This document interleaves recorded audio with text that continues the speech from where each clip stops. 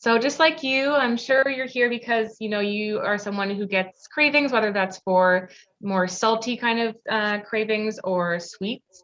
Myself, I've always had a sweet tooth. I do enjoy salty things here and there too, but um, yeah, and I've always had gut issues. That's what got me into this field. I was a colicky baby. I had lactose intolerance and IBS.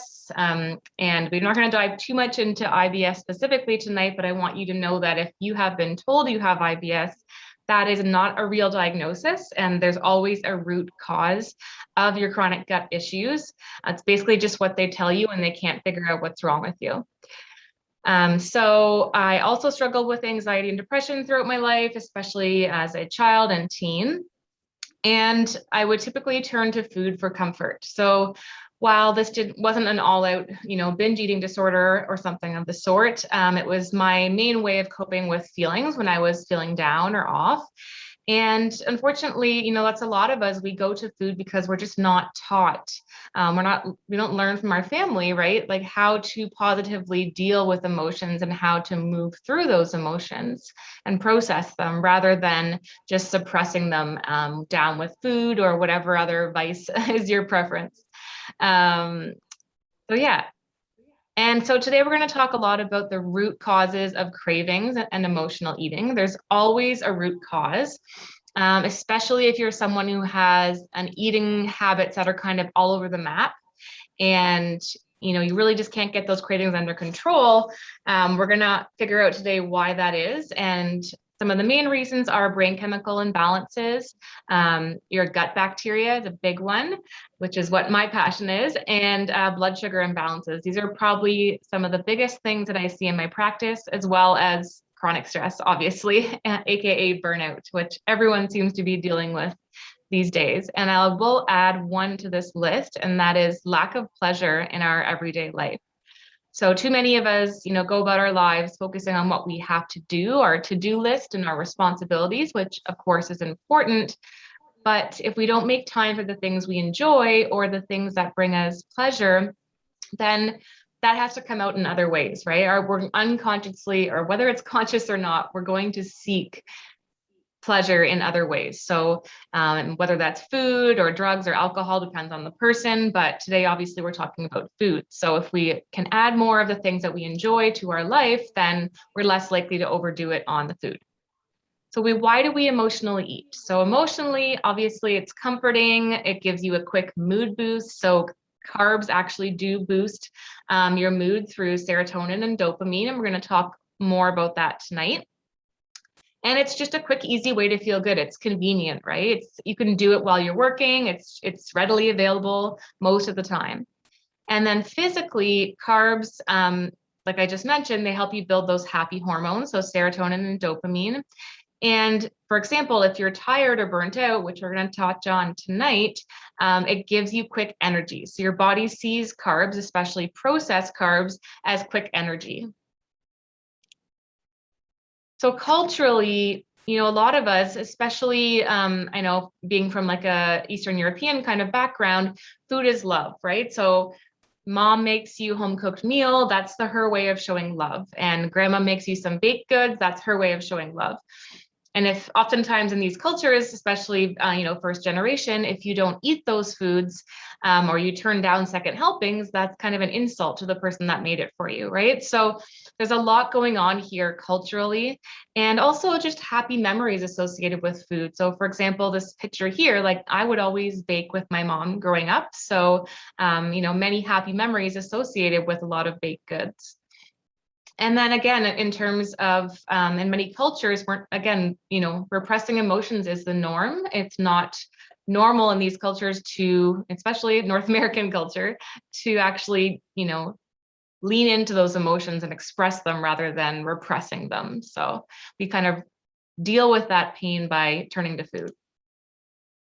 So how we can stop emotional eating. We need to process those emotions. So this is as woo-woo as it's going to get tonight, but I do have to say that we need to actually work through those emotions instead of just ignoring them and hoping they're going to go away. They will stay there until we deal with them, or they will come out in another way, whether that's, binge eating or yelling at your partner or crying when you're at work and you don't want to be doing that, right? It's always going to come out at some point. It has to be processed. So whether that means journaling, counseling, punching your pillow, whatever like works for you, you have to figure out your preferred method of dealing with them and do it, because otherwise you're not going to be able to break this cycle of turning to food for comfort and mood boosting. And then what we're going to talk about more today, so this boosting the feel-good hormones, right? It's through movement, like exercise, supplements, diet, and optimizing your gut health.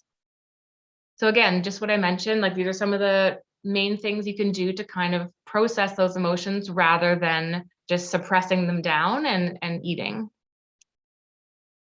Okay, so one of the biggest ones that I see in clients is lack of sleep. So whether that's, by choice because they're too busy and they have to stay up to get stuff done, or they're binge watching something, whatever the case may be, or it's just they're trying to sleep and they want to sleep and they're trying to make sleep a priority, but they just can't fall asleep, or either they fall asleep and then they wake up during the night and can't get back to sleep. So when you are sleep deprived, whatever the reason is, you have less emotional regulation. You are functioning more from your animal brain, your hindbrain, your limbic system, and your prefrontal cortex, the part of your brain that is more evolved and is more rational and can think things through and make better choices. That part of your brain is less active. So it's that much easier to, when you're feeling all these feelings, when you're feeling down or anxious or whatever it may be, because you're tired, and sleep directly impacts mental health, you're going to reach for that food as the pick-me-up, right?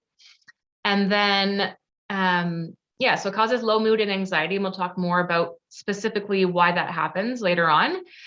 So it's going to trigger cravings to boost your mood by having some carbs to boost your serotonin and dopamine.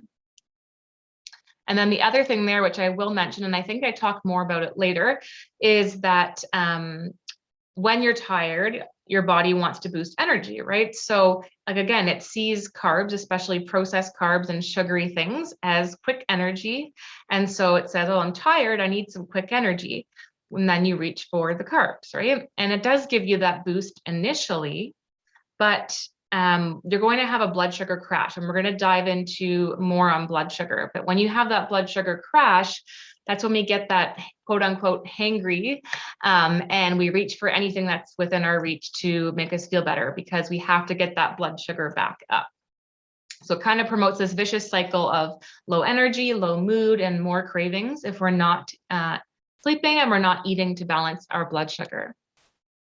So a little bit of science here on neurotransmitters. So these are the chemicals in your brain that affect everything you do.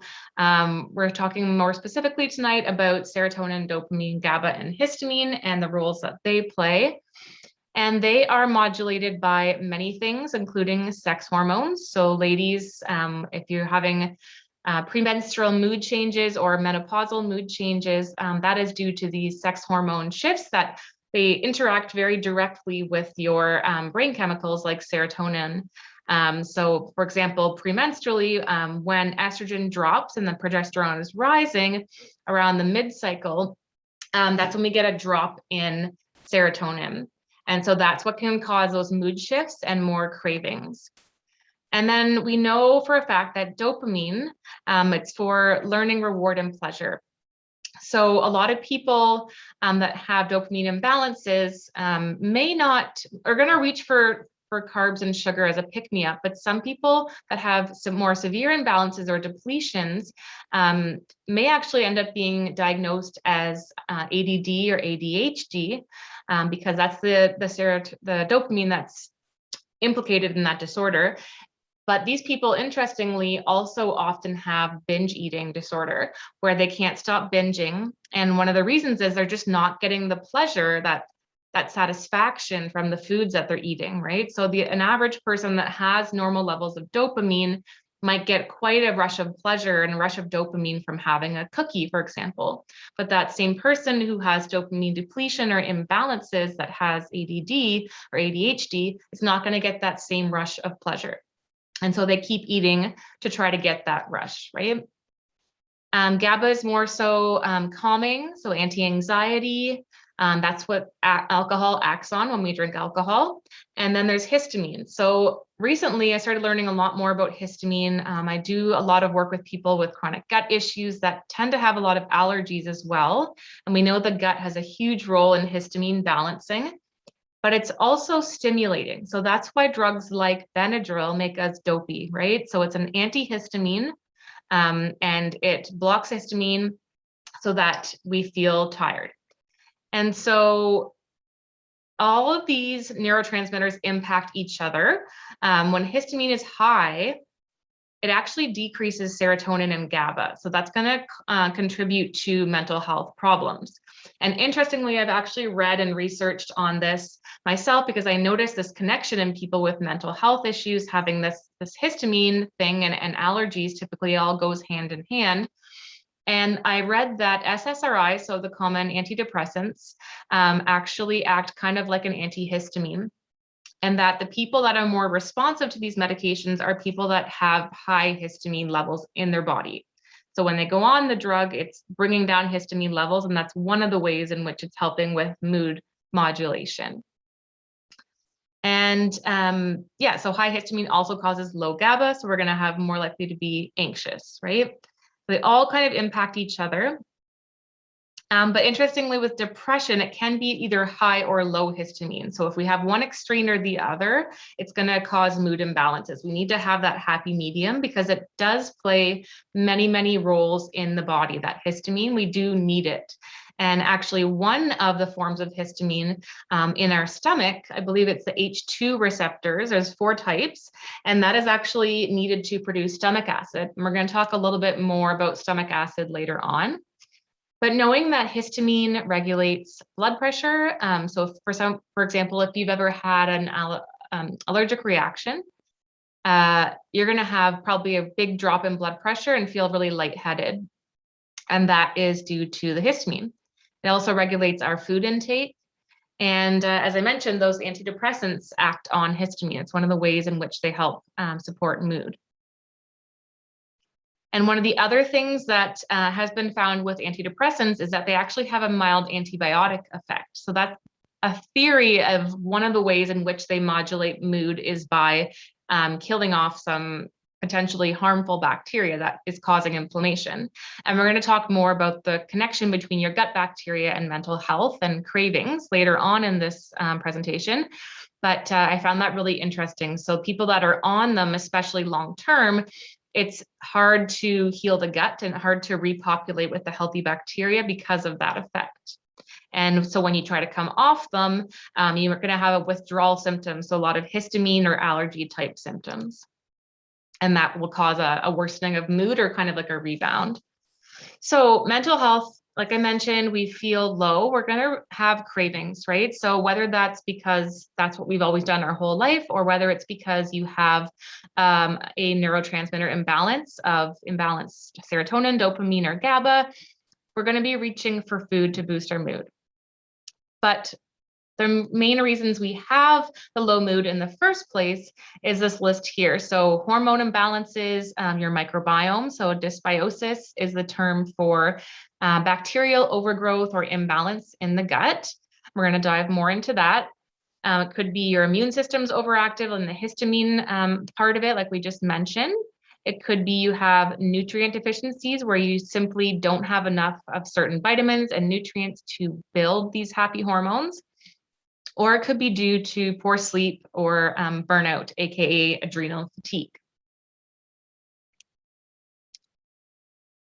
Okay, so with mental health issues, as I mentioned earlier, anxiety is more to do with GABA and serotonin imbalances.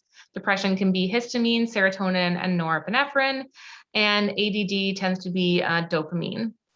So I'm not saying this is the only treatment for mental health, don't get me wrong, and I am not anti-medication by any means, but I want people to be empowered to understand that they have a choice, first of all, and second of all, that if your medication is helping, but you're still not quite feeling yourself, you can do these other techniques to help boost your mood even more. And the one thing I will talk about here, and we're going to dive into more detail, is the role of adrenal fatigue or in burnout, which we're all going through, and how that causes imbalances in both your brain chemicals, your neurotransmitters, and your sex hormones. And remember, those two work together in tandem. So I do mention a lot about estrogen and whatnot in this presentation, and I do tend to focus more specifically on women, but the same thing is for men as well, right? Men have estrogen too, but more testosterone than anything else. And so any kind of hormone shifts or hormone imbalances, again, will impact mental health. So neurotransmitter, what's causing these imbalances that are affecting our mood? So we talked about this briefly in the other slide, and we're going to dive into more detail now. So one of the things we can do to help boost those feel-good hormones is movement. So obviously, as much as I'm a nutritionist, I try to take a holistic approach or a whole person approach and ensure that my clients are doing everything they can with their lifestyle to support their gut health and their mental health. So movement boosts serotonin and dopamine and other feel-good chemicals in the body. So it's really, really important. It's one of the most guaranteed and easiest ways to boost your mood without side effects. So obviously, food is quick and easy, but there are side effects, whereas movement, there's only typically positive side effects unless you overdo it.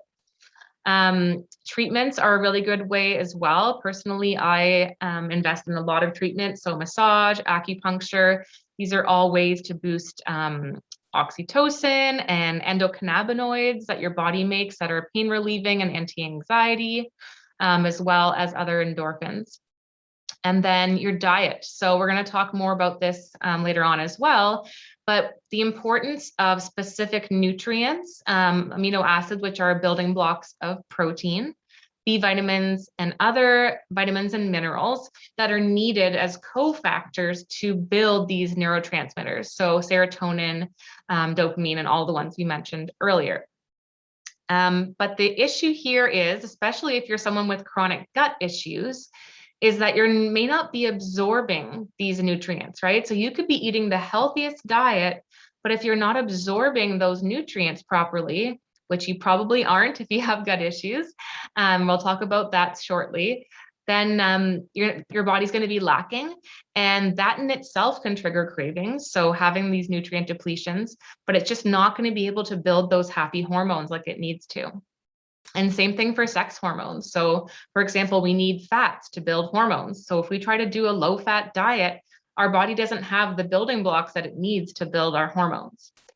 And then there are supplements. So I'm not going to dive too much into supplements tonight because especially if you're someone who's on medication, I highly recommend you do not self-prescribe any supplements for mood because a lot of them interact very severely with medications, especially St. John's wort and 5-HTP. 5-HTP is actually the precursor or the building block of serotonin. And that is actually made in your gut. Quite a lot of it is made in your gut and transported to your brain. So you may have seen, if you follow me or other people that talk about the gut-brain connection, you may have seen some info saying that most of your serotonin is made in your gut. And that is true. A lot of serotonin is made in the gut. However, we know that the serotonin that's made there, partially by your gut bacteria, actually just acts in the gut. It can't be transported to the brain. So the serotonin that acts in the brain is made in the brain, but precursors like the 5-HTP I just mentioned is made in the gut and can be transported to the brain. So we have to understand, I'm not going to go into too much in this tonight either because I didn't want to get too sciencey, but there is a very real gut-brain connection through several mechanisms. One being, it's making the bacteria are making these compounds and sending them into circulation, and then they enter the brain eventually. So they're crossing through the blood-brain barrier into the brain. The other mechanism is through the nervous system. So there's the central nervous system, which is your brain and your spinal cord. And then there is the enteric nervous system, which is in your gut. And so the enteric nervous system, there's actually more nerves coming from your gut going to your brain, so going upwards, than there are nerves going from your brain to your gut. So that's pretty interesting stuff. So it tells us that it's really important that the information that's coming from our gut and the bacteria that's providing that information and it's being sent to our brain, right? So if there's inflammation and bad things happening in the gut, it's going to cause inflammation and downstream effects in the brain. Pardon me. Okay. So we talked about boosting feel-good hormones. So we need to be adding more joy, doing more of what we love. So I put this picture because I really love music and singing and dancing. So for me, that's one of the easiest, fastest things to kind of boost my mood. Laughter is really, really important as well to boost feel-good hormones. Time with loved ones, so making sure you prioritize time rather than being a workaholic, like I have fallen into that trap in the past. And working with a practitioner. So like we talked about tonight, there's many, many root causes of mental health concerns that are affecting your ability to make healthy choices with your food. And without working with a practitioner, it's really hard to figure that out yourself. You may be able to figure out some of them, like blood sugar imbalance, especially if you're skipping meals and you're thinking, well, Holly just told me I need to be eating regularly and eating these certain foods. So no wonder I feel like crap, and no wonder I can't kick the cravings. So some things are easier to figure out than others, but you may not be able to tease out, what your hormones are doing or what your gut is doing. So that's where a practitioner comes in handy. Okay, so let's talk about hunger hormones. There's two main hunger hormones. There's several others, but we're going to focus on these that can trigger hunger and fullness. So ghrelin is released when we are hungry, and leptin is released when we're full. And this is one of the reasons that the low-fat diets of the 1980s did not work very well, because leptin is actually triggered by fat. It's one of the things that triggers leptin to be released and tell our brain that we are full and we don't need to eat anymore. And ghrelin is obviously released when we're hungry. So this is just our body's way of modulating our appetite, but it's a little more complex than that. The thing here that I want to hammer home is any kind of hormone, whether it's hunger hormones, sex hormones, stress hormones, they're very powerful in the body and you cannot fight them, especially once that cascade has started. It's going to be an uphill battle to fight them. So this is why diets and deprivation and calorie counting, starving yourself just doesn't work, because you're fighting your biology. And then insulin. So we're going to talk a little bit briefly about insulin because insulin is really important for your body to produce energy. And we talked about the role of when you're tired, you're going to have more cravings for sugar and things that are a quick pick-me-up of energy. Same thing happens with insulin resistance. So first I'll explain basically how insulin works. So you eat a meal, everything eventually gets broken down into sugar or glucose molecules in your system. And then those sugar molecules need to enter your cells in order for your body to produce energy, which is called ATP. So insulin gets released from your pancreas in response to eating. And that is the key that opens the door to the cell to allow the sugar to come in so your body can make energy. But in people that eat a really poor diet or are very stressed or are very inactive, there's many factors, but we can develop insulin resistance where our cells are no longer responsive to that insulin, and now the sugar can't get in. So our cells are basically starving. That our body thinks we're starving because there's no energy being produced, there's no calories coming in, and so your hunger levels, right? When you have insulin resistance, your hunger is constantly there. Your body's thinking it's starving, so you can't stop eating. But at the same time, your blood sugar is climbing higher and higher and higher, which is very dangerous, and that can promote diabetes, or at least a pre-diabetic state, as well as weight gain. We really have to eat regularly and eat things to balance our blood sugar and include activity and stress management exercises in order to have that balanced blood sugar and not develop insulin resistance. Because once you do, yes, it's reversible, but it takes much more effort and very, more restrictive diet, more intense exercise to reverse that.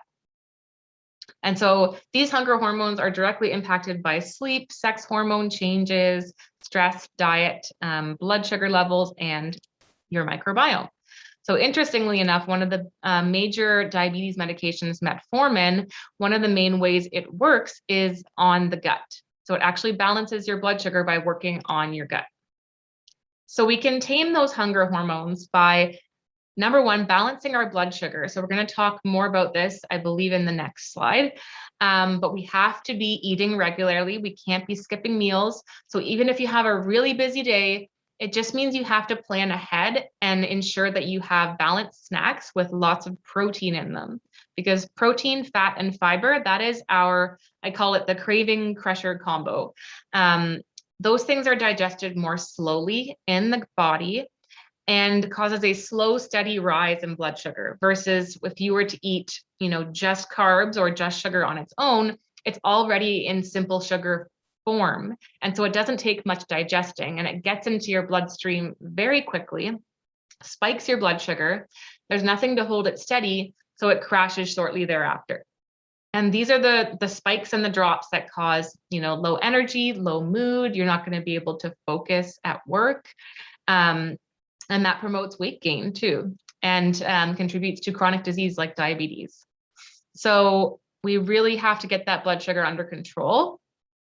And then sex hormones. So if your sex hormones are out of whack, that will affect your blood sugar for sure, and vice versa. So we need to, if you're worried about, hormone issues or having any kind of hormone imbalances, or someone who's going through either PMS or perimenopause or whatever it may be, blood sugar regulation is incredibly important to balance those sex hormones.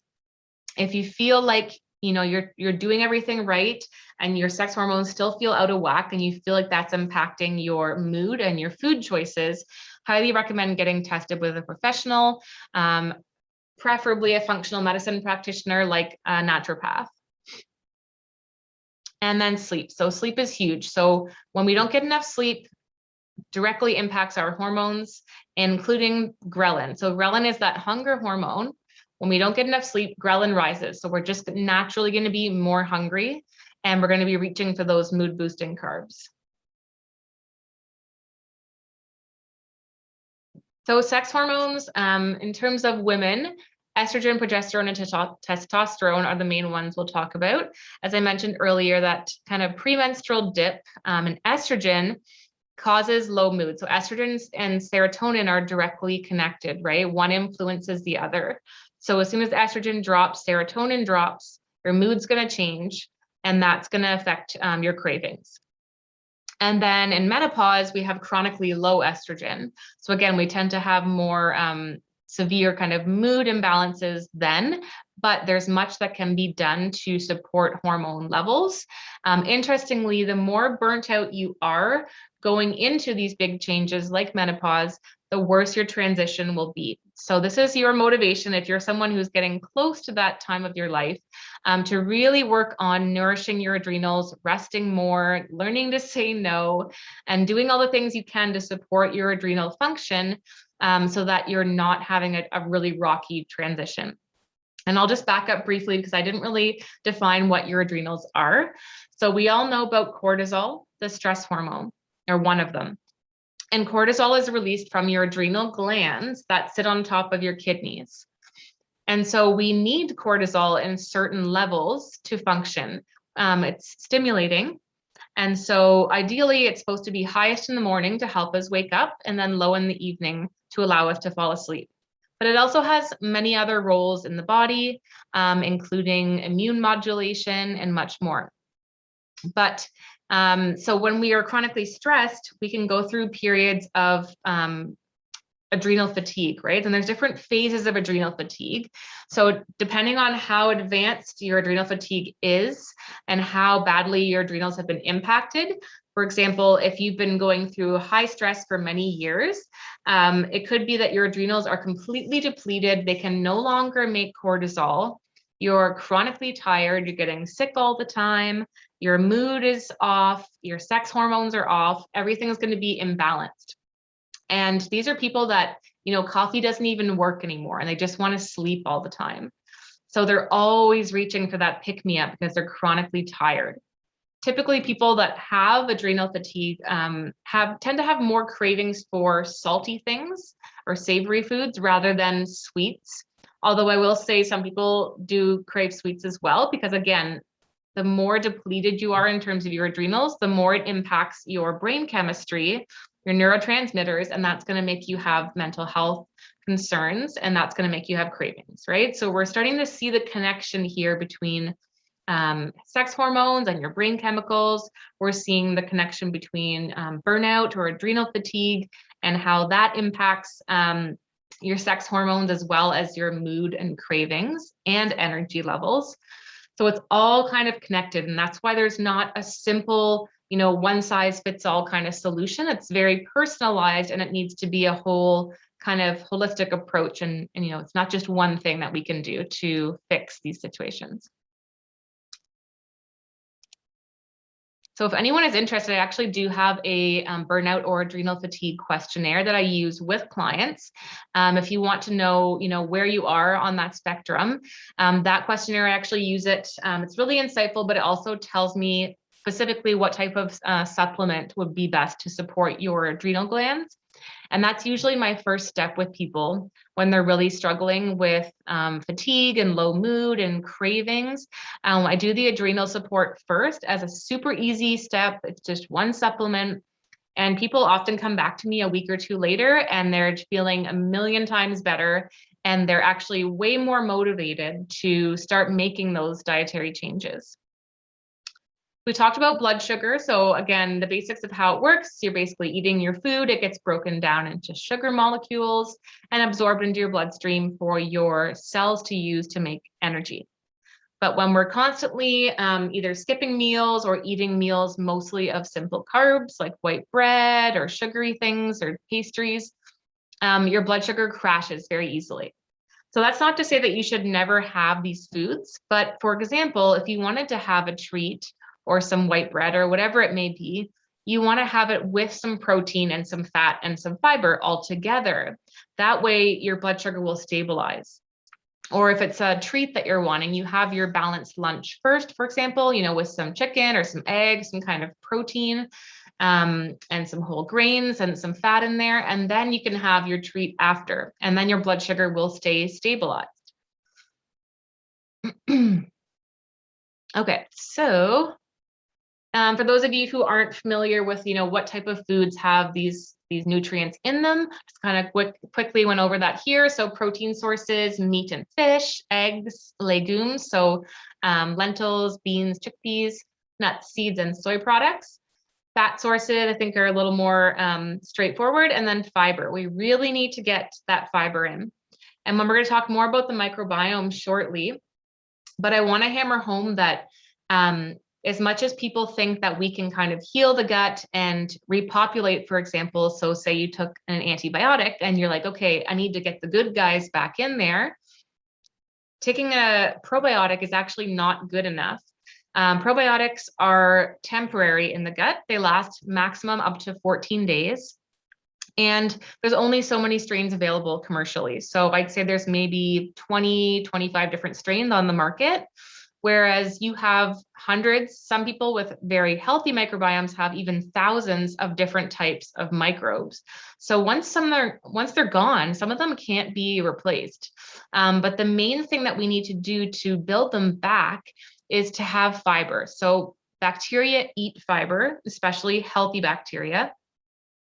And we have to feed them different types of fiber to encourage a wide variety of bacteria to grow. And variety is key. So if you think of it like an ecosystem, we want as much variety as possible. We don't want any species to go extinct in that ecosystem.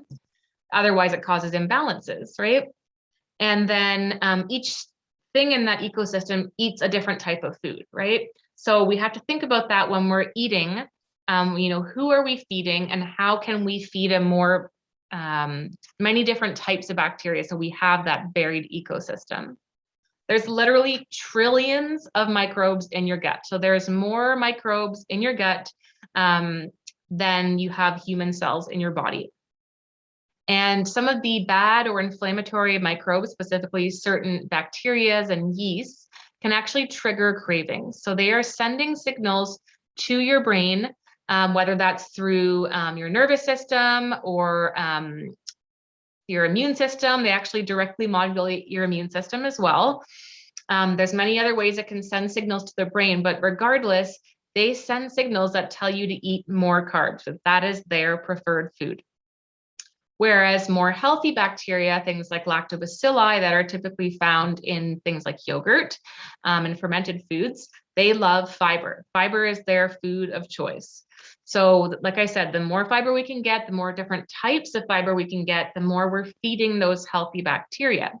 And then in that means we're crushing cravings, right? Because those bacteria make us crave. The more we feed them, the more they make us crave healthy foods. That's why when, you kind of get on, say you get on a kick, so say over the holidays, you're eating sugar, more sugar than usual, pretty much every day. After the holidays are over, you keep craving that sugar, right? And it's really hard to stop. So yes, maybe part of that is habit, and part of that is these things are lingering around your house. But also part of that is you have shifted your microbiome. So it can completely shift within 3 days. You've shifted it to a profile of bacteria and yeast that love sugar. So now they're sending signals to your brain, eat more sugar, don't stop eating sugar.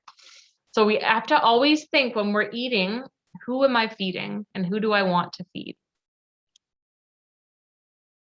So the thing is, once you develop this bacterial or microbial imbalance called dysbiosis, it can't be easily fixed by just taking a probiotic. Unfortunately, that is not the case. And for many people, it actually makes your symptoms worse. So if you're someone who has been having chronic gut issues and, your doctor or someone has told you, oh, just take a line or take, Activia or some kind of probiotic, odds are you had not a great reaction to it. You probably got more gassy and bloated, because what we need to do if you've developed this dysbiosis, usually it's an overgrowth of bad bacteria that need to be killed off first before we repopulate with the good guys.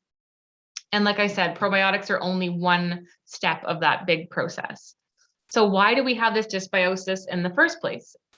Many causes. So antibiotics are a really big one. Obviously, once we wipe out a good chunk of bacteria, including healthy bacteria with the bad, it's that much easier for bad bacteria to grow back, especially if you're doing things like eating a diet that's mostly carbs, not much fiber, you're highly stressed, maybe you're not exercising, all the things that promote the growth of bad bacteria. And then antacids. So antacids are widely overprescribed. They are meant to be used short-term to heal ulcers, like prescription antacids, like Nexium. But people end up staying on them for months and years and even decades. I personally was on an antacid for about 5 years.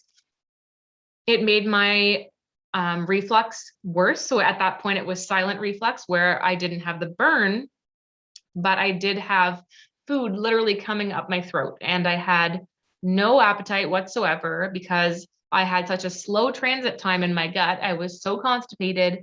I had no appetite because food was just sitting in there rotting because I had no stomach acid to digest it. So you need your stomach acid not only to digest your food, but to act as an antibacterial barrier. Both your stomach acid and your bile, actually, from your gallbladder, act as antibacterial barriers to obviously keep you from getting an infection. So if you were to eat some food that was mildly off, or you drank some water that had some microbes in it, if you have a healthy microbiome and lots of stomach acid, that is your first line of defense, right? But it also prevents these long-term imbalances, it's dysbiosis. But again, so when that's taken away, whether that's from a drug or chronic stress. So we know that chronic stress shuts down digestion and actually, lowers your stomach acid significantly. That's going to allow these bacteria to grow out of control. Diet, we just talked about. So higher in carbs, lower in fiber. Constipation is a big one. I've seen people that have struggled with constipation for years and even decades and are relying on things like Restorelax to go to the bathroom. That is a very dangerous situation to be in. Some of these people could even end up in the hospital with fecal impaction. I don't want to get too much into that, but just knowing that the longer food sits in there, the more it's fermenting and the more you're going to have this bacterial imbalance that is causing, poor mood. It's causing cravings for indulgent foods. It's affecting your energy, your hormones, everything. Other causes, food poisoning. Once that food poisoning, period is over and your symptoms have gone, that bacteria doesn't leave. Oftentimes it sticks around and is causing low-grade inflammation and potentially can cause cravings. Surgeries, abdominal surgery specifically, and then infections or viral illnesses. These are all things that can damage the gut, and it can also, slow the transit time and cause constipation, which can cause more dysbiosis. Okay, so this is the list of some of the things that our microbiome and our gut bacteria does for us. So it actually harvests calories. So in your large intestine is where most of your bacteria should be. And these people that have been on antacids long-term, like myself, people often develop what's called SIBO, so small intestine bacterial overgrowth. And we're going to talk more about absorption in a few slides, but knowing that yes, we need stomach acid and bile for digestion and absorption. But if you've developed SIBO where you've got way too much bacteria in your small intestine, and that's where absorption takes place, then you're not going to be able to adequately absorb your nutrients from your food. So most of that bacteria should be in your large intestine. And one of the things they do is harvest calories from your food. Here's a bit of a shocker here that certain types of bacteria, specifically methanogens that can trigger constipation and are much more common in as people age, they can harvest up to 20 to 30% more calories from your food than other bacteria can. So that's where your gut bacteria is having a direct impact on your metabolism. They actually produce those happy hormone building blocks like 5-HTP. They modulate your immune system. So if you guys are concerned about I'm not going to mention the C word, but cold and flu season is here. So keeping your immune system strong, that's a huge part to do with your gut, right? And then again, with that histamine piece. So for anyone who's struggling with mental health or chronic allergies and brain fog, we need to modulate that immune system through the gut. Your gut bacteria also interact with hormones, so hunger hormones and sex hormones, and they affect blood sugar and absorption.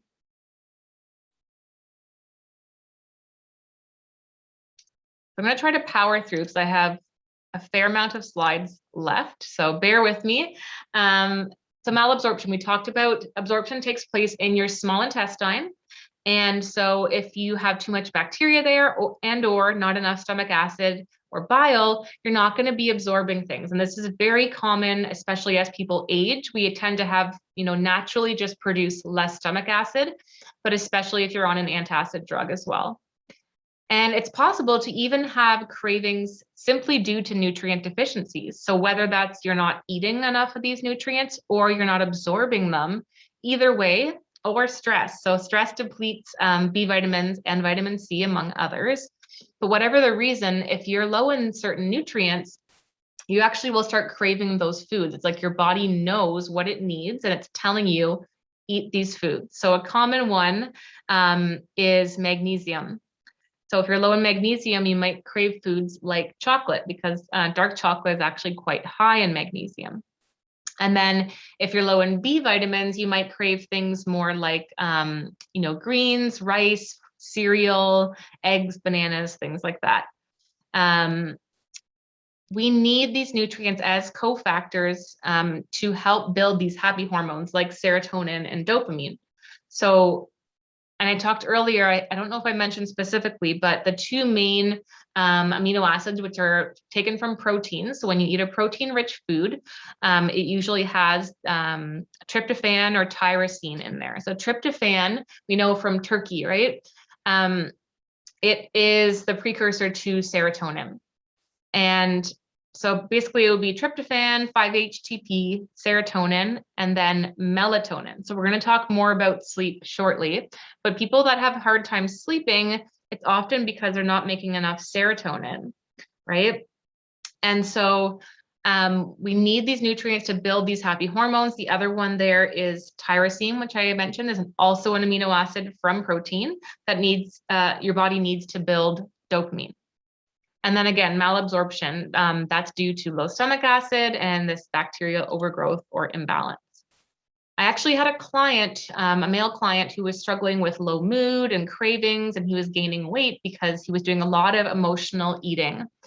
And I want to just kind of use this as an example because it was a dramatic turnaround for this client. Within 2 weeks, he came back to me. I had put him on mood support supplement, 5-HTP. I think actually I did do an adrenal support supplement as well for his stress levels, and an antibacterial supplement to start balancing his gut bacteria. And then we did a couple tweaks with diet, so a little more protein and fiber and healthy fat. And he came back and his cravings were practically gone. His mood had gotten so much better. He was just a completely different person. So it's a really drastic example of the things that can happen when we make a few small changes, and how that can completely change our mood and our ability to, eat these foods we love without overdoing it.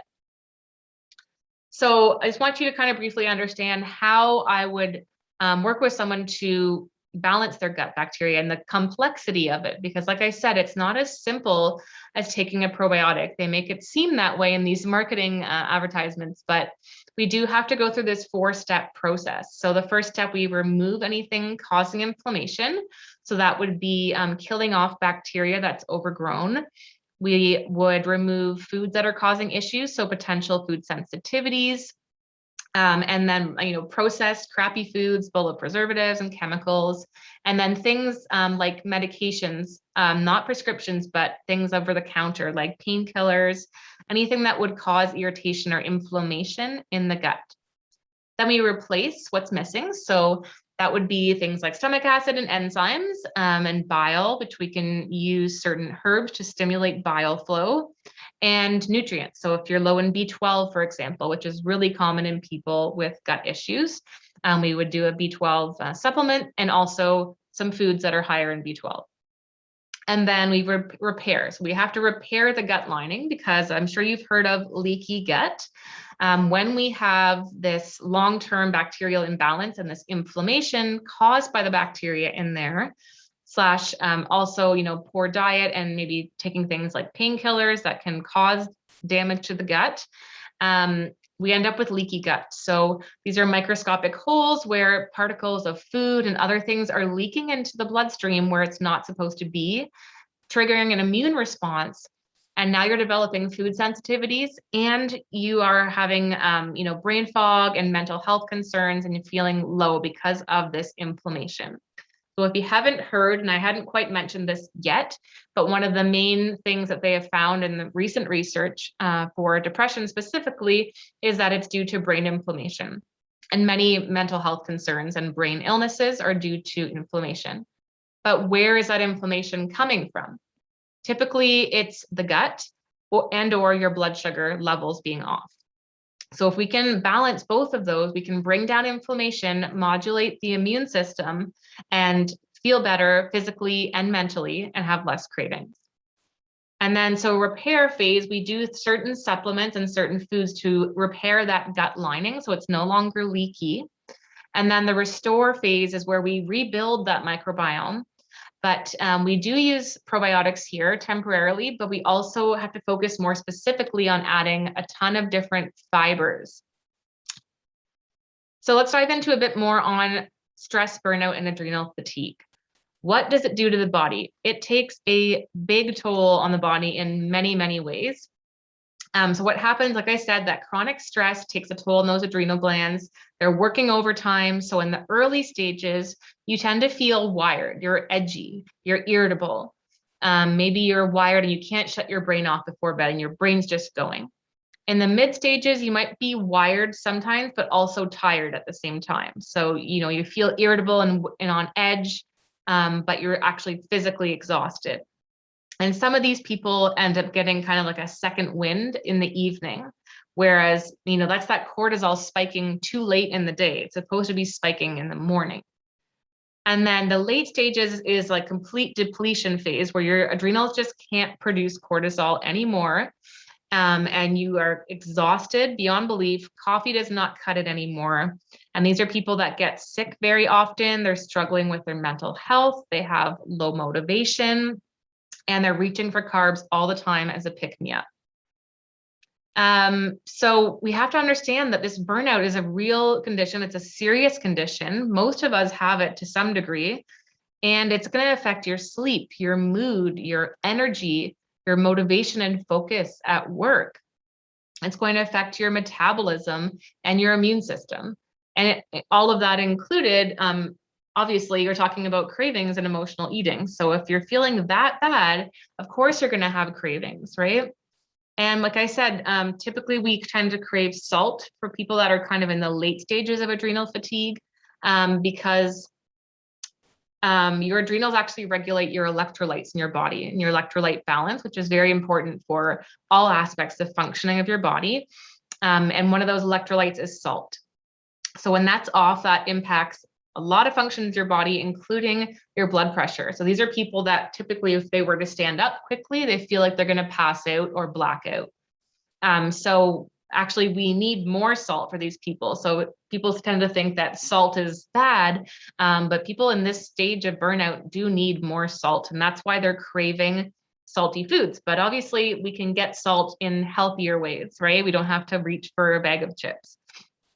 And then the people that tend to reach for sweets are the people that are having those nutrient or neurotransmitter depletions, right? So when we're stressed and our body's focusing on trying to produce stress hormones, it's not prioritizing making our brain chemicals. So now we've got brain chemical imbalances. So we're feeling down and we're tired and we're going to crave sugar as a pick-me-up. And some people crave both salt and sugar. So what do we do to kind of recover from adrenal fatigue? We have to, I'm going to talk about that next, actually in the next slide, but I'll talk about just now how burnout causes sex hormone imbalances. And remember, those sex hormones are directly tied to our neurotransmitters, right? So estrogen and serotonin, for example. And again, anytime you're in that stress mode, your body's in survival mode. All it cares about is surviving and running from danger. So it's producing only stress hormones at the expense of anything else, including sex hormones. Now you have imbalanced sex hormones, and that's causing cravings by imbalancing your mood.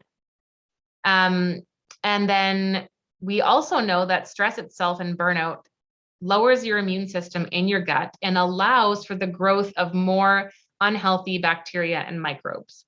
So it actually allows for dysbiosis. So even if you were eating a fairly healthy diet and doing everything else right for your gut health, if you were chronically stressed, it doesn't matter. You're going to be basically feeding, so to speak, the bad bacteria. And so adrenal recovery, it's kind of a whole person, a whole lifestyle approach. It's not an overnight thing. It does take time, but it is possible. But again, there's no one size fits all, and there's no simple solution. Often I start first, like I mentioned earlier with my client, I'll start first with a supplement. So whether that is an adaptogen herb, things like ginseng, ashwagandha, holy basil, mushrooms are really great. There's so many different herbs that can support your adrenals and your stress response. They balance you out. Some are more stimulating than others, and some are more balancing. Either way, they're going to give you the energy and the mood boost you need to function. So these are things that are going to work when caffeine stops working, basically. And that's often my go-to first step because it's easy for people to take a supplement. And we have to get them to the place where they're motivated and feeling good emotionally and physically in order for them to be ready to make those diet changes, right? So then we have to talk more about blood sugar balancing. When we are depleted with adrenal fatigue, our blood sugar's out of whack too. And odds are, if we're that burnt out, we don't even care about what we're eating, right? We're reaching for the carbs. We're not thinking about our blood sugar at that point. So really have to get back to balancing the blood sugar in order to recover from this adrenal fatigue. No dieting. So I see this a lot in the clients that I work with, which tend to be middle-aged women for the most part. And they often put themselves on restrictive diets because their metabolism starts tanking in midlife. And that is for a number of reasons. So we won't dive into too much of that, but we know for a fact after talking about this tonight that your gut microbiome affects your metabolism, your hormones do. We lose muscle mass rapidly as we age. That affects it too.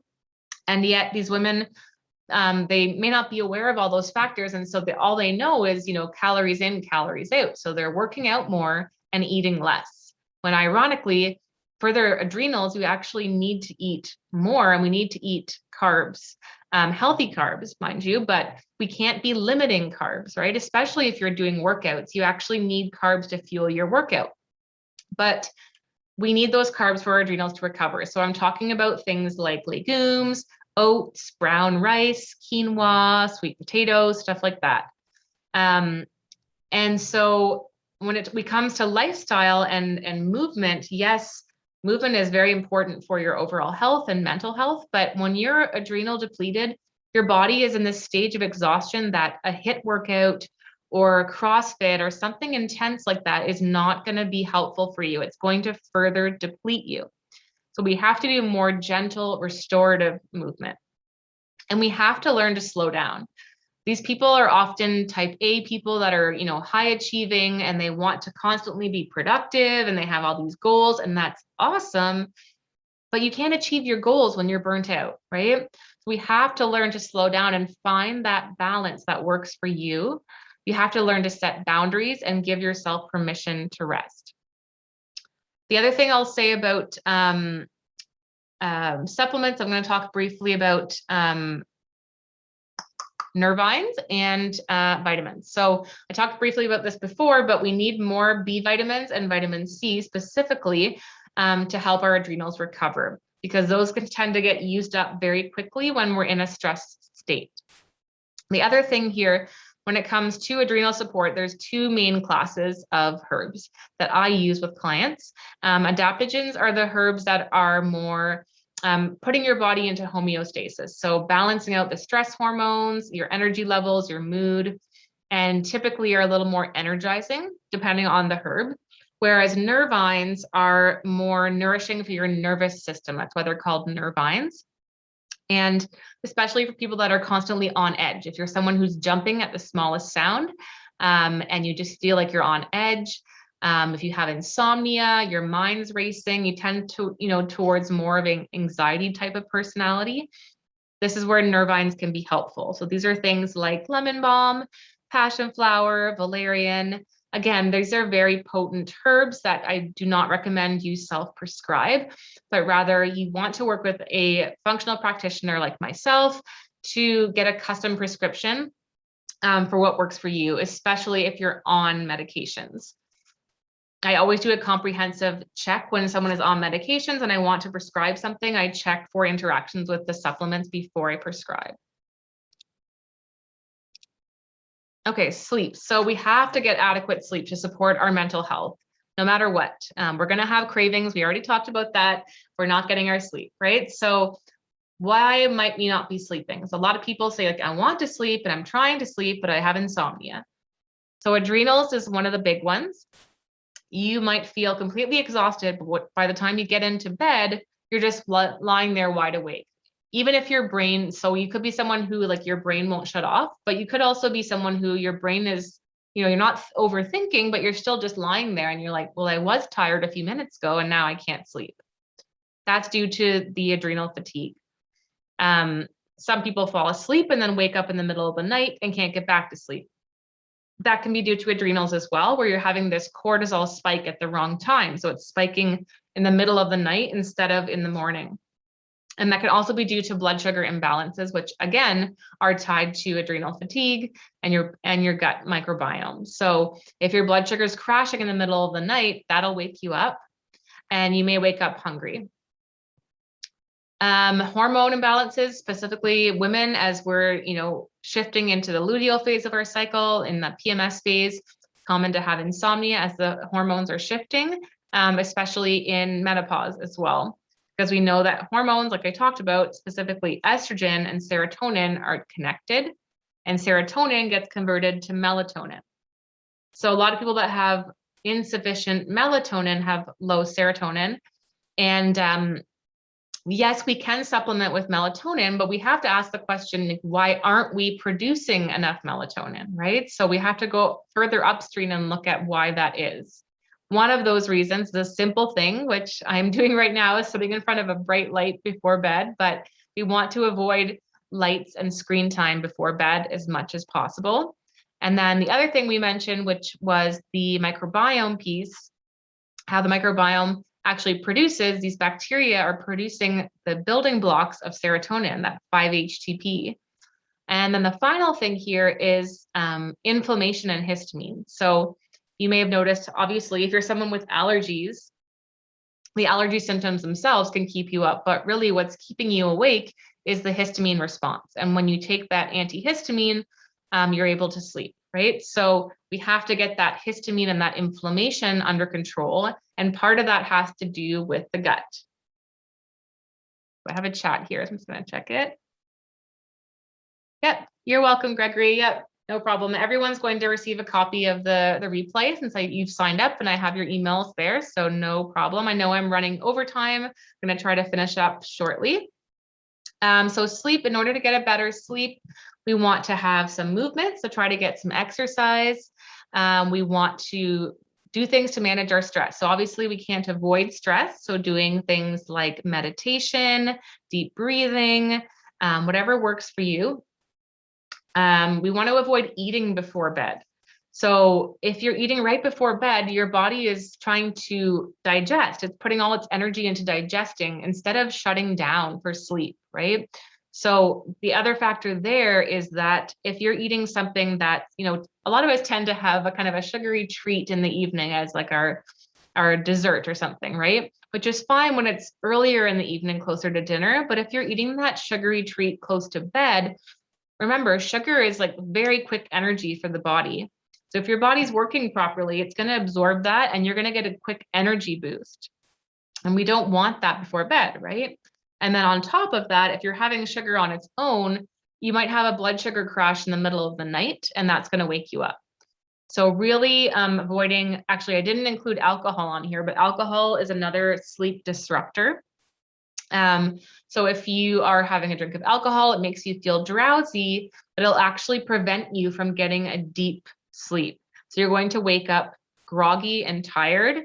It's going to mess with your GABA levels in your brain. And so the next day you're going to feel more irritable, your mood is going to be off, and you're going to have more carb cravings. And then avoiding caffeine after 2 p.m. And then you can try sleep supplements and tea. I do prescribe these fairly often to my clients, but I want them to also obviously do these lifestyle changes. Melatonin is an option, but you can't take melatonin for more than about 6 weeks consecutively.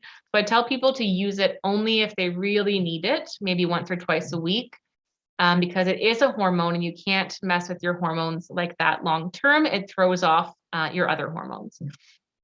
And then adaptogens. And so we're taking an adaptogen herb, which are the more stimulating ones that typically we take during the day.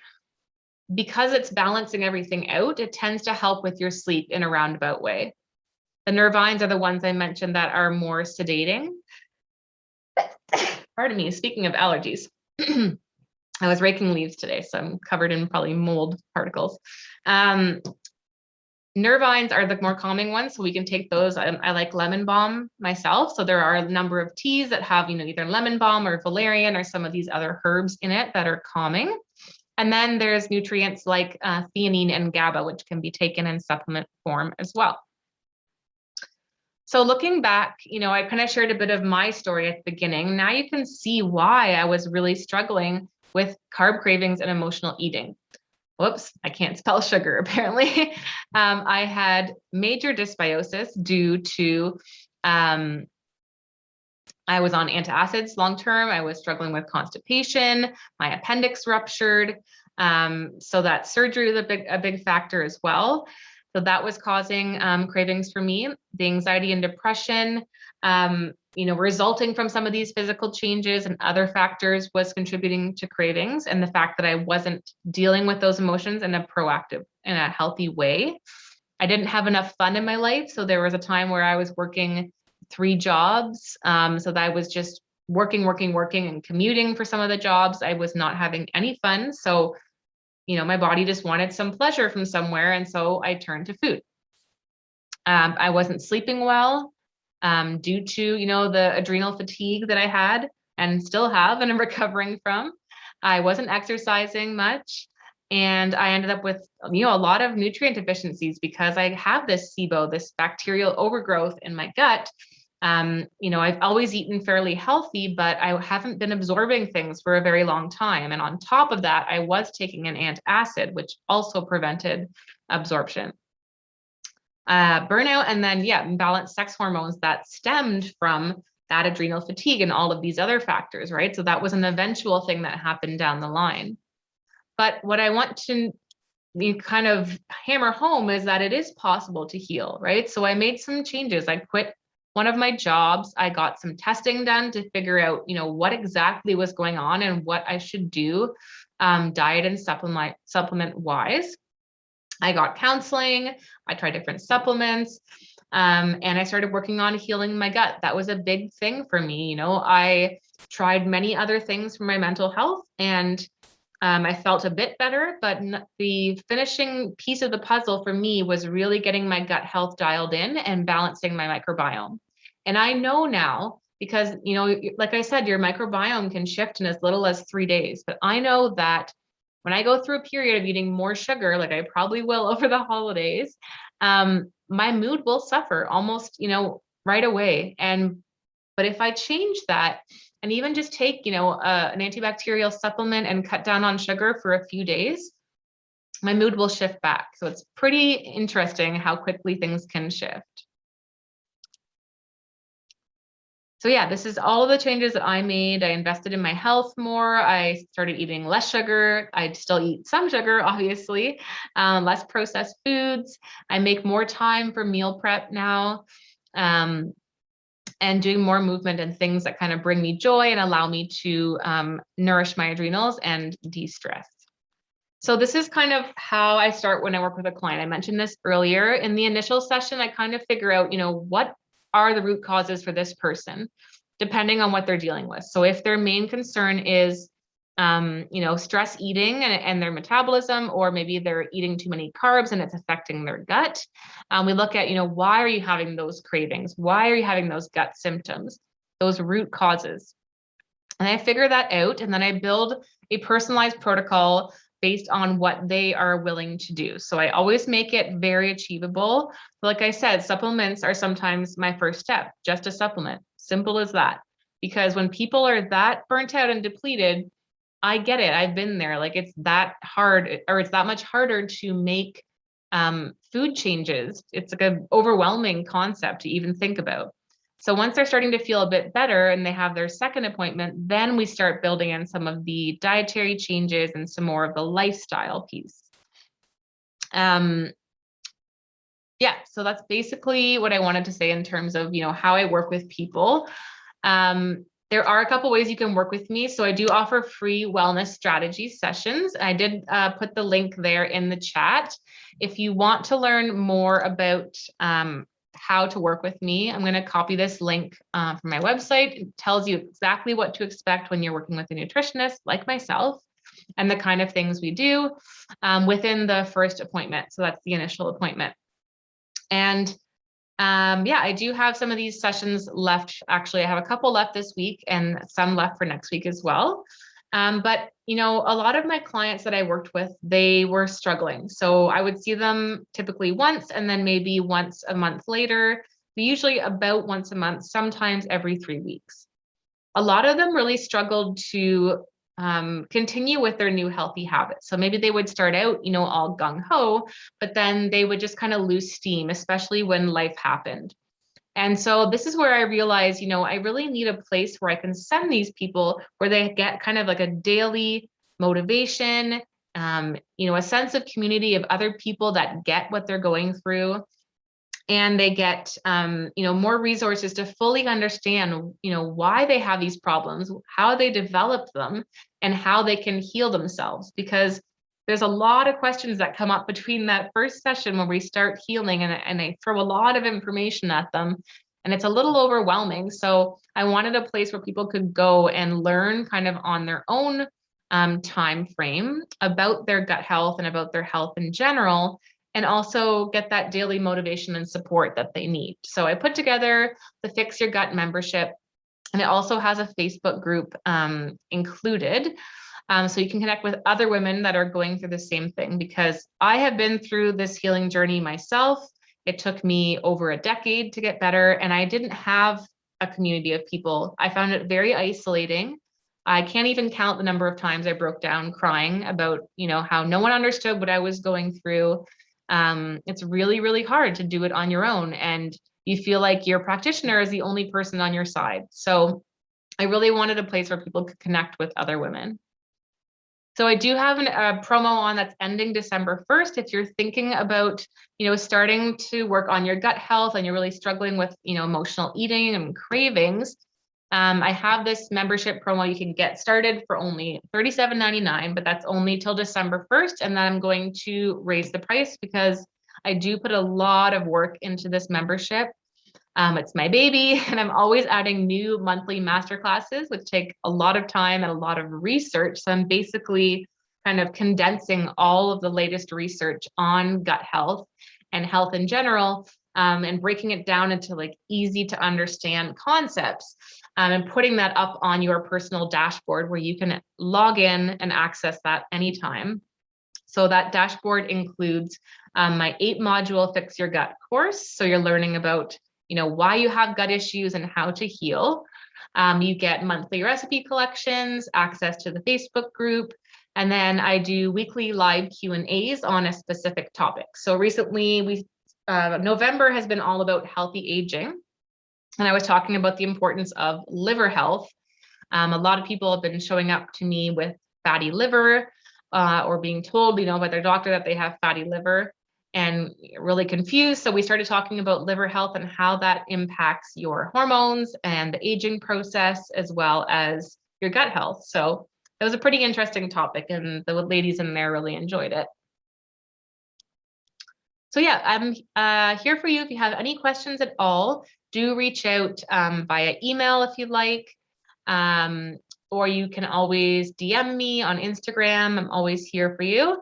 And I do have those free 15-minute kind of meet and greet sessions. So if you have any questions and you want to chat about, whether we'd be a good fit, I will say that if you're considering working with any kind of practitioner, it is important to do a free session like that, because you have to have a good connection with that practitioner. You have to be able to trust them, because you are going to be sharing a lot of personal information with them, and you have to really click and get along. So this is why I decided to offer those sessions, because I want to make sure that we're the right fit and that I have the ability to help you, because my focus is gut health. So if you are struggling with a concern that is more specific to a different health area, then I might have to refer you to a friend of mine. But anyway, so that's it for me, I believe. Yes. Again, if anyone has questions, feel free to drop them in the chat. I know I went over, so otherwise, I hope you all have a lovely evening, and I will send out the replay.